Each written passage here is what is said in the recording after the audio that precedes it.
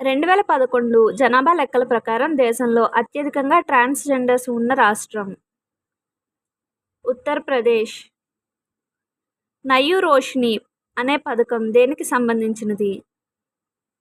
Minority మహిళల్లో నాయకత్వ లక్షణాలు పెంపొందించడానికి.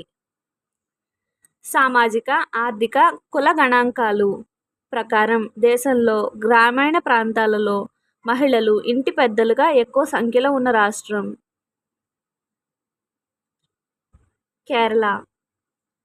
భారత రాజ్యాంగంలో ఏ ప్రకరణ లింగపర సమానత్వం హామీని ఇస్తుంది? ప్రకరణ 14. ఉజ్వల అను భారత ప్రభుత్వ కార్యక్రమం ఎవరి సహాయార్థం ఉద్దేశించబడింది?